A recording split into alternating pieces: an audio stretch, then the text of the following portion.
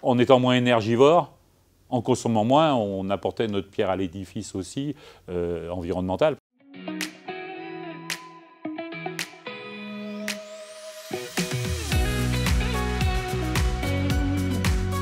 Au départ, c'était de remettre à niveau chauffage et de travailler aussi sur le rafraîchissement du bâtiment, tout en travaillant sur des économies d'énergie. Alors on a travaillé bien évidemment avec les enseignants, avec aussi le périscolaire qui est également touché, et puis après avec des professionnels aussi pour la partie technique. On a un bureau d'études qui nous a fait des préétudes pour savoir quels étaient les choix qu'on devait faire pour pouvoir faire un projet qui soit le plus économe possible et le plus efficace.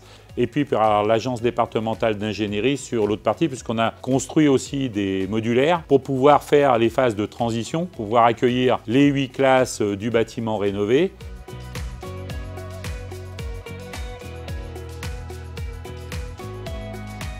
L'étude préalable nous disait qu'on aurait à peu près 67% d'économie d'énergie. Si on consomme moins, ça nous finance une partie du projet. Donc cette préétude a mis en évidence les travaux qui étaient souhaitables de faire, éventuellement ceux qui avaient moins d'intérêt. Parce que l'enjeu financier n'était pas en relationnel avec l'économie faite.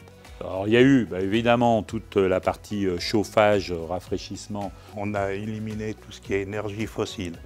Le gasoil, le fioul, le gaz. On a changé l'ensemble de l'éclairage aussi, pour passer sur des éclairages LED.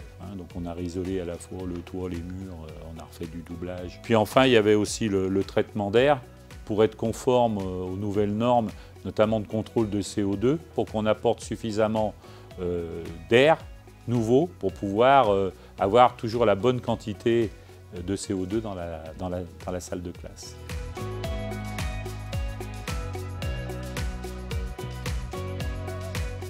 Donc il y a le conseil départemental qui nous a aidés, l'État au travers de la DETR. On a utilisé un fonds de concours de la communauté de communes de la Plaine de l'Ain. Et puis le reste, ça a été financé grâce à l'apport de la Banque des Territoires et de son prêt. Et j'ai rencontré la Banque des Territoires à l'occasion du Salon des maires de France à Paris.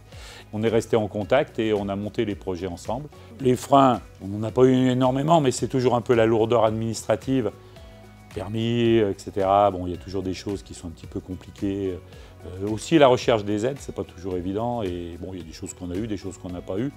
Parce que c'est vrai que c'est aussi un vrai sport que de trouver les bonnes aides au bon moment. Donc chaque enseignant a choisi lui-même ses propres couleurs. Donc là, on a une couleur lagon, on a un bleu électrique, on a un vert acide et on a un violet. On a laissé vraiment carte blanche aux enseignants pour choisir ces couleurs. Donc ce projet a créé de la cohésion entre l'équipe municipale, le scolaire, le périscolaire, puisque tout le monde était intéressé par une rénovation qui permette d'avoir des conditions de travail pour les enseignants ou nos animateurs du périscolaire, et de la cantine avec des choses qui sont... alors pour ce qui est déjà fait, déjà apprécié par le monde scolaire, et puis pour le futur, je pense que ça sera très apprécié par tout le monde.